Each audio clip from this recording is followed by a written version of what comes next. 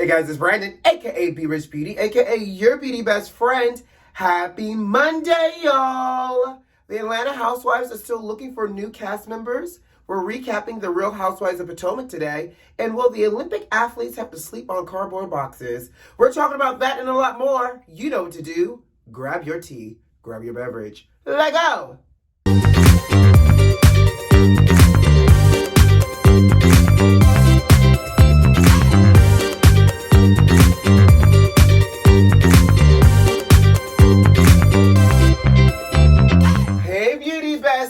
How you doing out there, sugar? Happy Monday to you, darling.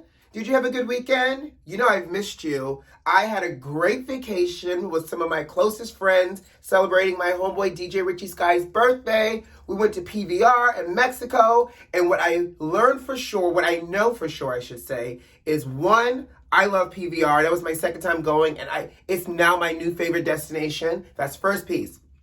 Second piece is always take the day off after you get back from vacation. Because I got home last night after midnight, and baby, I was up early today working for work and for y'all. So, your beauty best friend is tired, child. But we got some hot tea because we have not spoken since Wednesday, and there is a lot that has happened since last week. And oh my...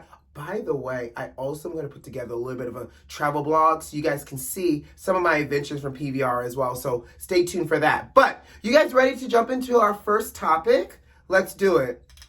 Child, I am convinced that the people working on these Tokyo Olympics are sitting around trying to outdo each other for moments of nonsense. Well, the latest moment of nonsense is that the Olympics have just announced that the athletes will be sleeping on cardboard beds. And the beds look like the type of cardboard you use when you get fired from work and they give you that little white cardboard box and you gotta walk all your belongings from your desk. They sleeping on multiple cardboard of those boxes. Exactly. Well, apparently they're doing that because they're trying to reduce the athletes having sex with each other. Okay. What makes this interesting to me is that they're trying to make it sound like this cardboard is some kind of bionic type of cardboard, and it can withstand the weight of one athlete to avoid situations beyond sport. Baby, if these people want to have beyond sport activities, let them have. First of all, I would be upset, one, if I trained my hardest to come to the Olympics to rehearse, practice, and compete, and at the end of the day, I'm trying to lay down this tired body, and you got me laying on some cardboard? We're in Tokyo. Run me some kind of nice little plush mattress or something that's going to ease these tired bones as I have to continue to compete. I think that's a little bit of a sabotage. How do you expect people to have a restful sleep and I got to worry about if I shift too hard in this bed, it's going to collapse on me. And God forbid if there's a fire. The whole thing is blowing up in smoke, y'all. But second of all, and I need a little extra eye cream today, honey. This eye cream going to be a little thick. Second of all, if people want to do the nasty, y'all don't think the wall is sturdier than this cardboard bed? If y'all don't think the floor is sturdier than this cardboard bed? Or the janitor's closet? If people want to, quiet as it's kept, people are going to do what they want to do, child. So whether you try to take it away because of the bed situation, hell, if people can do it on a flight in the Mile High Club and those bathrooms are extra tiny, you don't think that these athletes can find a way to get it in if they really want to get it in? So at the end of the day, the cardboard box is nothing except y'all trying to save somebody's money on some bedding, child. But good luck to these athletes. I hope y'all bring y'all weighted blankets and everything. Oh, well, not a weighted blanket because again, this bag can only withstand the weight of one person. So you can't even bring all your accoutrements that you may even sleep with. Some people need a weighted blanket. That weight is gonna break the box. Let's move on. So it's being reported by B. Scott that the Atlanta Housewives are having trouble rounding out this cast. Now, we've talked about this. They made mention that they want to increase the cast, from 5 to 7, very similar to the other franchises as well. Okay, I can see that. Let's add some more people. And they're also saying that because they want to add more people, they're looking for 2 new cast members, and they are struggling, honey, trying to find these 2 new people. I don't know. I don't know what rock they're about to look up under for these people, but there are a few cast changes that seems to be almost pretty confirmed, and we're going to talk about it. Well, you know how these rumors go. They're always rumors until they're no longer rumors. Well, the rumor is Drew Sidora and her high-quality wigs will not be returning for next season. In addition to that, they're also saying that potentially Cynthia's not returning either because of a couple of things. B. Scott is reporting that Cynthia doesn't really have a strong storyline for next season, and she's one of the higher paid housewives, which means they can let her go and save a whole bunch of money, and they can add in 2 new housewives or add people on at a lower rate, which I guess financially it makes sense. But I don't know. For me, I think I love Titty Scent. I think she brings class. I love her little goofy laugh. I love that. I like the fact that she's also a little bit older and she brings a different perspective to the show. Now, with that being said, she's had a great run. We've seen 2 weddings. We've seen 1 divorce. Her daughter is now grown, living in Hollywood. So what else is there for her to show us on this show? Now, with that being said, if Cynthia does not return, how do you feel? Are you going to miss Titty Scent, or do y'all want to see her stay? The other rumor is Kandi and Kenya will be returning. Okay, so we'll see what business Kandi opens and starts for this new season, and we know kind of what we're going to get from Kenya more, right? Her and Mark, the lack of her and Mark, and whatever else she's trying to do to stir the pot and keep drama and be the bone collector. And speaking of the bone collector, word on the curb too is that they're thinking about bringing Sheree back.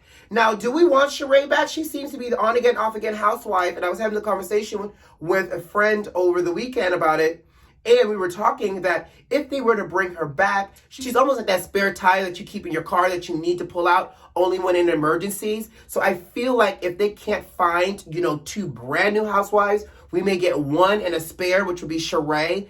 And we also know that because Sheree's been on again, off again, she's not going to cost as much as the other housewives, especially if they replace Cynthia. They have to free up all this extra money, and they can now hire Sheree back in to be the bone collector and everything else for a lot cheaper. And we know Sheree probably needs a job, because if I can recall, it has spring, summer come and gone already thrice now, and we're still waiting for joggers. Who got y'all She by Sheree joggers over there? Because spring, summer has come and gone, okay? We spring, summered ourselves through a whole pandemic, right? So if they bring her back, Sheree not only needs to bring all the bones, but she also needs to give us her life after lockup boyfriend as well. Because now that Tyrone is out, that's Sheree's storyline right here, honey. Sell us on the dream of being with an ex-con. Sell us on the dream of what life was like when y'all were dating and he was still in jail. Tell us what life is like. Are y'all building a home together? Well, you know she got Chateau Sheree, but has he moved in? Does he have his own wing? Like, we want to know. Bring it to us all. And I wouldn't be mad to see Sheree come back. The other rumor is Marlo may actually earn a peach this season. And they say that because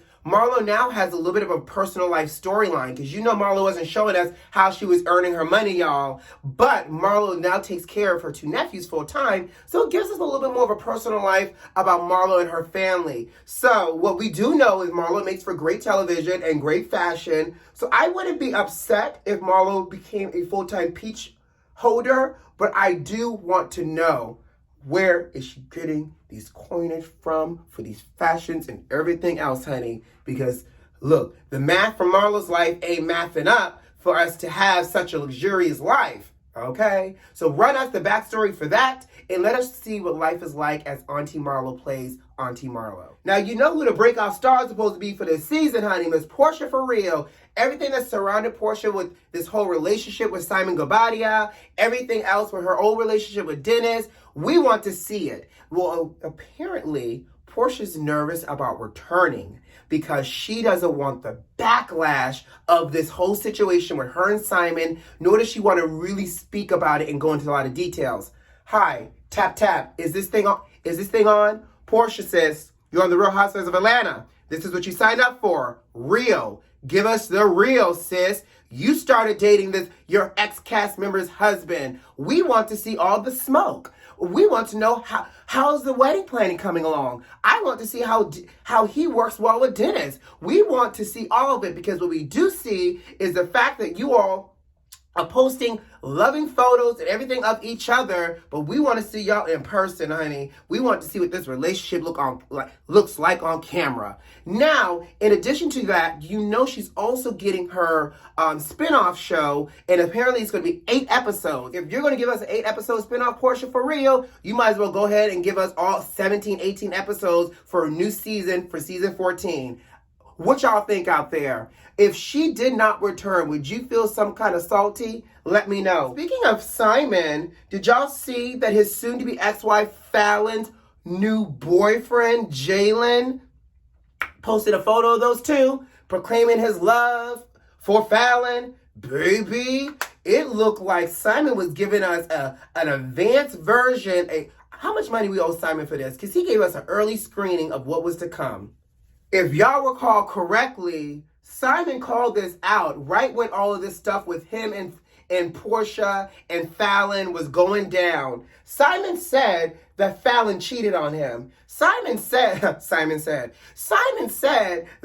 Fallon was cheating on him with her friend, a guy that was a family friend that they even brought on a family vacation together. Jalen actively dismissed it, said that they were just friends. Simon gave us receipts of Jalen pulling up at his house in the middle of the night when he was out of town, doing God knows what. So now that Fallon and Jalen are a full-fledged couple, my question now goes back to the beginning. Did you cheat on Simon with Jalen for real? Or is this just now a spill out of you moving on with your life now that Simon is planning a whole wedding with your ex-cast member, Portia? Simon, like I said, is already planning a wedding. So if you found love in a new place, let your love exist. But I'm still looking at you side-eye, girl, because Simon did say you cheated on him, okay? So let's jump back in and recap last night's episode of the Housewives of Potomac, honey. It picks up where it left off at the season premiere at a dinner party. Wendy did her little sip and see of her body, a.k.a. her titty party. So by the time they got to the table,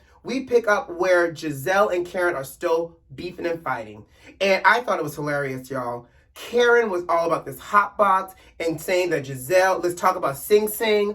Karen later admitted she did not realize what Sing Sing was when she said it, and she wanted to make it sound cute along with hot box. Because I was thinking to myself, Sing Sing is a whole correctional facility in New York, child. But what Karen was trying to reference, and I don't know if you guys know this, apparently a few years ago, Giselle checked herself into a mental health facility because she had a nervous breakdown, probably because of the relationship and all the drama Jamal Bryant was putting her through, child. I would not put it past it. But that was what she was trying to do. So she was trying to be shady, but her shadiness landed in the pond or in the Baltimore Harbor or whatever harbor is there in that DMV area. Y'all know I'm a makeup artist, honey, not Dora the Explorer. My geography is horrible. But what I thought was quite funny, because as Karen is attacking Giselle, Mia, the new girl who just met all these people 10 seconds ago, who's supposed to be Karen's friend, stood up for Giselle and told Karen she was a great judge of character and she could tell that Giselle had a good heart.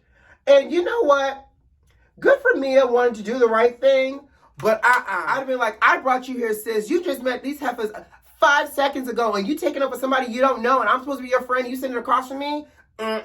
Sit there. This is what you do. Because even if you want to say something, you're still new to the group. You sit there, you perch your lips, right? Because you got the lip fillers, and you watch and you observe. You eat slowly so you don't miss none of the tea. And every now and then you may drop a, ooh, oh dear. And that way you can still be a part of the conversation. But as we can see later on in this episode, Mia changes her tune about Giselle anyways, which caused Wendy, let's just jump into Wendy real quick.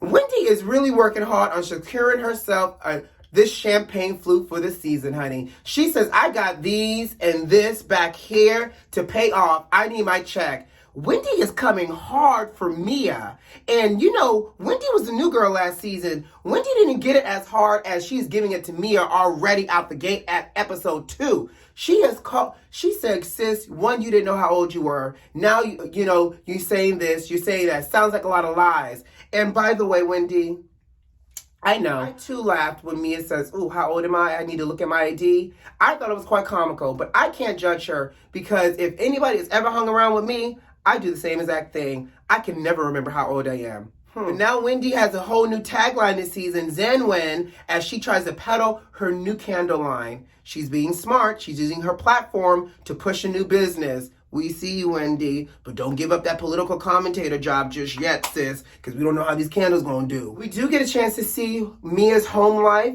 Gorgeous family, gorgeous home. Husband's not that bad of a looker to be that much older than her. And he seems like he has a good head on his shoulder. And so Mia is the boss in the household running the businesses. And G, her husband, Gordon, stays at home. Not mad. But let's just fast forward real quickly to Candace. So did y'all know Candace was a whole-fledged trying to be an actress?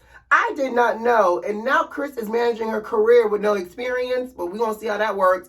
But apparently, Candace over here really making some acting moves. Good for her. Now, what I do love is the fact that she showed up to Karen's party, and let's talk about it. Karen held a love party around Valentine's Day, and she invited all the girls. Obviously, Giselle and Robin did not come, which we knew they wasn't going to come, child. But I like the fact that Candace showed up, and Candace better be utilizing that she got a new house, honey.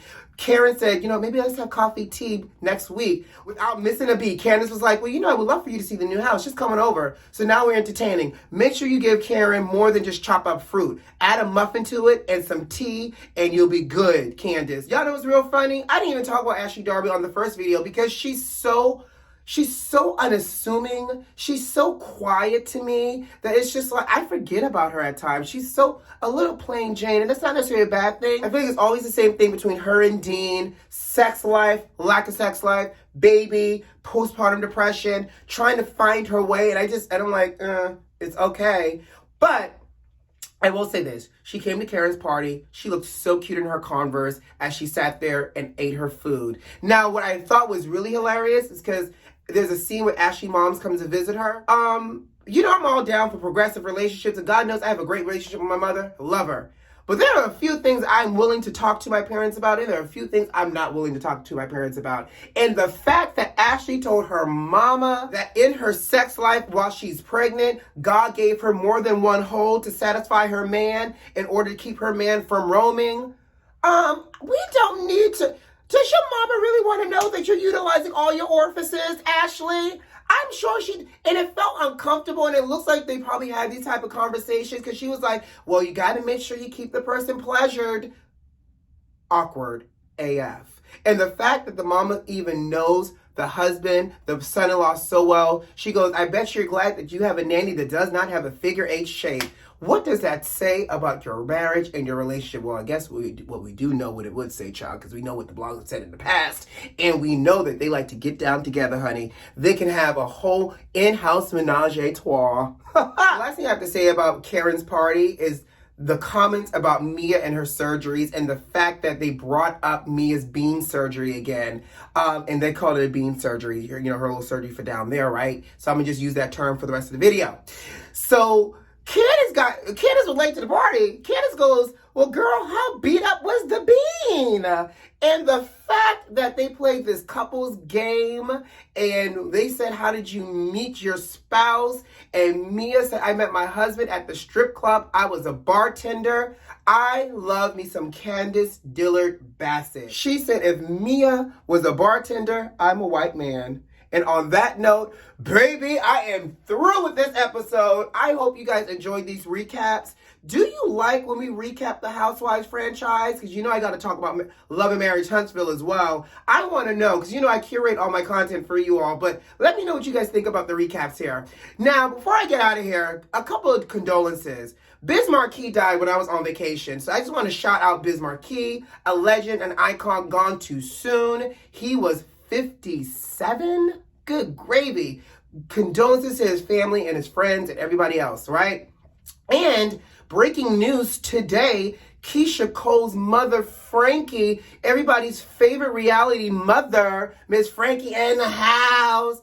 Frankie passed away this morning as well. So condolences to Keisha, her family, and everyone else. And on that note, guys, I got to go. You know what to do. Subscribe to the channel if you like this video if you like, and leave me a comment. Most importantly, check the notifications and make sure they're turned on. Who loves you? I do. See you Wednesday. Bye.